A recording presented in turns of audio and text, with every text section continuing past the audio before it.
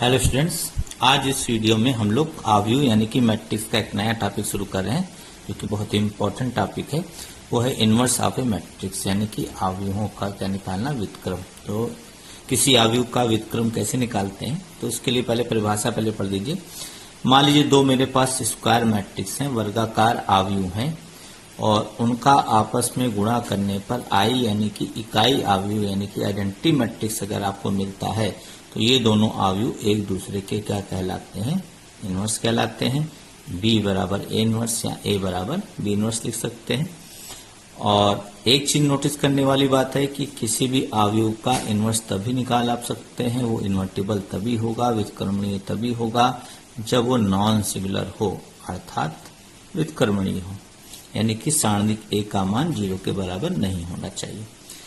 तो फॉर्मूला कौन सा इस्तेमाल करेंगे यहाँ पर व्युत्क्रम निकालने के लिए? यहाँ पर व्युत्क्रम निकालने के लिए हम लोग इस्तेमाल करेंगे A इनवर्स बराबर 1 सारणिक है गुणे एडजॉइंट है यानी कि सेकंडरी है।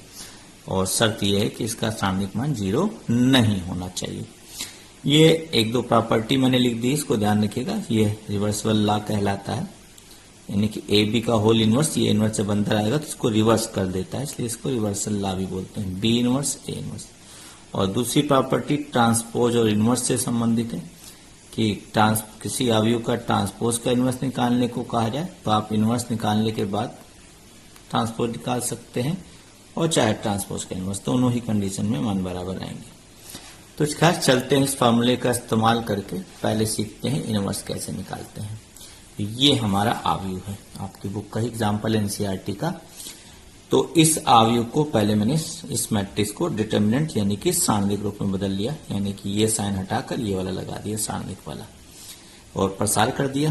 प्रसार करना सभी को पता होगा। पहले 1 लिखा, ये छूटेगा, ये 2 चौक 8 और -6, यहाँ पे माइनस लगेगा और ये संख्या लिखेंगे -1। फिर ये छूटेगा और ये वाला छूटेगा, इसका गुणा होगा, 0 आएगा और 3 त्रिका 9। चूंकि ये माइनस में आ रहा है और यहाँ पे चिन्ह भी माइनस लगता है तो इसलिए माइनस माइनस प्लस हो गया, और ये +2 लिखा जाएगा, ये छूटेगा, ये 0 -6। हल कर लीजिए बाकी का, और ये आ रहा है -1। -1 मतलब 0 के बराबर नहीं आ रहा है, इसका मतलब है इसका इनवर्स निकाला जा सकता है। अब आप इसका कोफैक्टर्स निकालिए, यानी कि सहगुणनखंड, यानी कि सहखंड भी बोलते हैं। तो सभी एलिमेंट, सभी अवयवों के सहखंड निकालेंगे। जैसे 1 का पहले निकालना है तो 1 है पहली पंक्ति पहले कॉलम यानी कि A11 तो ये छूटेगा, ये 2 -3 -2 4, ये तिरछा गुणा 2 चौक 8 -6 2 आएगा। ऐसे ही A12 इसका निकालेंगे, ये छूटेगा, ये एक उपसारणिक बनेगी, और 0 3 और ये बनेगी -3 4 से। बाहर माइनस लगेगा क्योंकि इन दोनों का जोड़ 1 1 का जोड़ सम है, तो +1 और 2 का जोड़ विषम है, इसलिए यहाँ माइनस लगेगा, ये ध्यान रखिएगा। 0 -9 माइनस प्लस, यहाँ फिर माइनस हो जाएगा। तो कुल मिलाकर ये सहगुणनखंड है। आई होप आपको पता होगा। आप इसको एक बार देख लीजिए, चेक कर लीजिएगा। मैंने सारे निकाल रखे हैं। पहली पंक्ति के आप इसको इस तरह याद रख सकते हैं, 11 12 13। दूसरी पंक्ति 21 22 23 और तीसरी 31 32 33, यानी कि 31 32 33, मतलब 31 32 33 ये पोजीशन है। ये सहगुणनखंड है सबके। कुछ आप निकाल रखे हैं।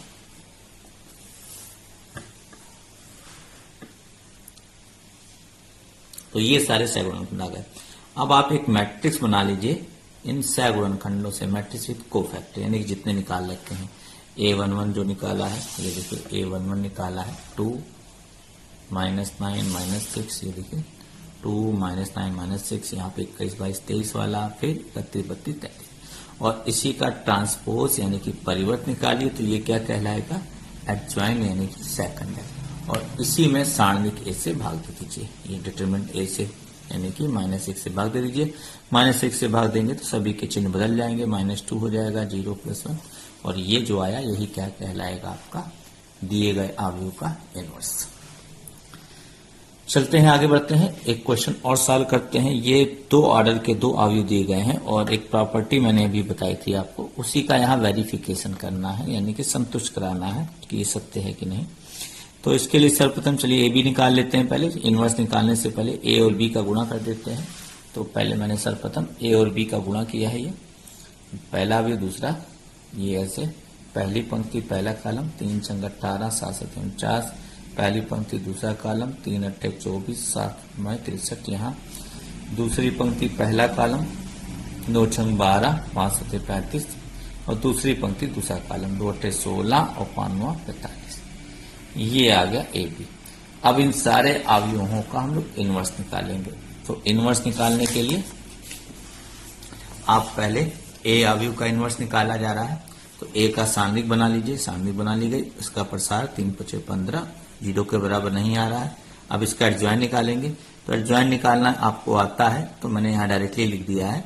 पहले आप सबके कोफैक्टर निकालेंगे और उसके बाद उससे अवयव बनाकर ट्रांसपोज निकालेंगे। तो मैंने डायरेक्टली कैसे लगा दी, मैंने बताया था कि मुख्य विकर्ण के एलिमेंट चेंज हो जाएंगे, 5 यहाँ 3 यहाँ, और जो मुख्य विकर्ण के अलावा अवयव के चिन्ह बदल दो। तो आप 2 ऑर्डर के मैट्रिक्स का डायरेक्टली आप एडजॉइंट निकाल सकते हैं। यानी कि एडजॉइंट एक अवयव होता है, मैट्रिक्स होता है, इसलिए यहाँ मैट्रिक्स का चिन्ह लगा है। तो ये हमने डायरेक्टली कर लिया। अब ए इनवर्स कैसे निकलेगा, ये फॉर्मूला हो गया अभी जो बताया गया, और इसमें 1 आया है, 1 से अंदर भाग देने पर कोई फर्क नहीं पड़ेगा। ऐसे बी का सारणिक मान ये आ गया -2 और एडजॉइंट बी 9 यहाँ आ गया, 6 यहाँ आ गया, इन दोनों के चिन्ह बदल गए, आ गया एडजॉइंट बी, और बी इनवर्स ये आ गया। तो -2 से भी अंदर भाग मत दीजिए क्योंकि सब कुछ नहीं तो भिन्न में बटे में आ जाएगा। तो अभी आपको बी इनवर्स और ए इनवर्स का गुणा भी करना है, मल्टीप्लाई करना है, इसलिए बाद में आप डिवाइड करना चाहे कर सकते हैं। तो बी इनवर्स गुणे ए इनवर्स, यानी कि बी इनवर्स का जो मान आया ए इनवर्स का। तो अपना मल्टीप्लाई जैसे अभी करना सिखाया, इसको इससे, इसको इससे, फिर इसको इससे, इसको इससे, ऐसे करेंगे मल्टीप्लाई, ये आ जाएगा आपका। मैंने -2 से भाग नहीं दिया, अब अंदर भाग देना चाहे डिवाइड करना चाहे कर सकते हैं, चाहे तो यहीं पर इक्वेशन 1 मान के छोड़ दीजिए। अब आपको निकालना है फार्मूले का, वेरिफिकेशन करना है इस फार्मूले का। ये हमने अभी निकाल लिया है, अब मैं ये निकालने जा रहा हूं। तो इसके लिए आपको ए बी का सारणिक मान ऐसे तिरछा गुणा करके हल कर लीजिएगा, -2 आएगा। एडजॉइंट ए बी, इन दोनों की जगह बदल दीजिए और इन दोनों के साइन बदल दीजिए, और ए बी का होल इनवर्स हो जाएगा। सूत्र वही रहेगा 1/, सारणिक ए रहेगा और इनटू एडजॉइंट ए बी। ये हो गया ए बी का होल इनवर्स। इस फार्मूले का इस्तेमाल कर लीजिएगा। तो आप देख सकते हैं ये मान और ये मान दोनों क्या आ रहे हैं, सेम आ रहे हैं। इससे सिद्ध हो गया कि समीकरण 1 और 2 आपस में क्या है, बराबर है। तो इस प्रकार से आप हल कर सकते हैं। ऐसा ही एक क्वेश्चन और है आपका, ये है if a equal to 3 1 -1 2 then so that a² -5a।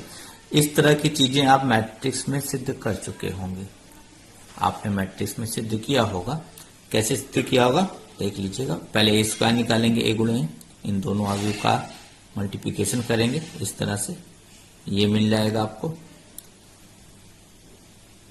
और उसके बाद आप लेफ्ट हैंड साइड यानी कि ये वाली चीज में सब मान दीजिए। A² का मान ये आया 5a, a की जगह पे ये लिखिए, और ये है इकाई अवयव आइडेंटिटी मैट्रिक्स आपको याद होना चाहिए।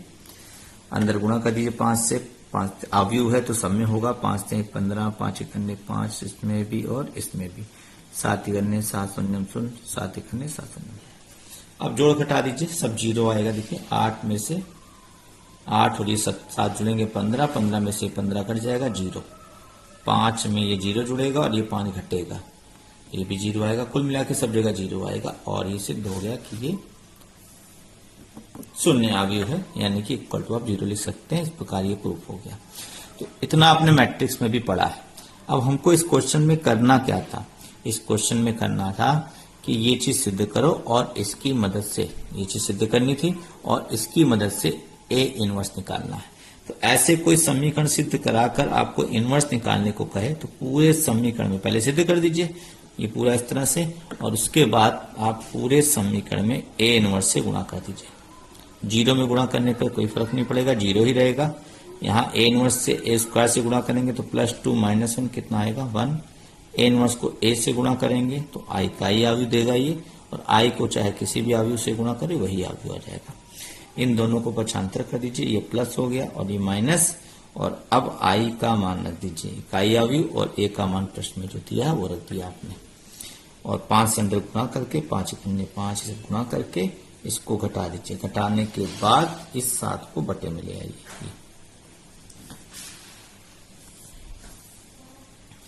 पहले पक्षांतर किया इस तरह इन दोनों को, फिर आई का और ए का मान रख के 5 से अंदर गुणा करके आपने इन दोनों को घटा लिया और उसके बाद 7 से भाग दे दिया।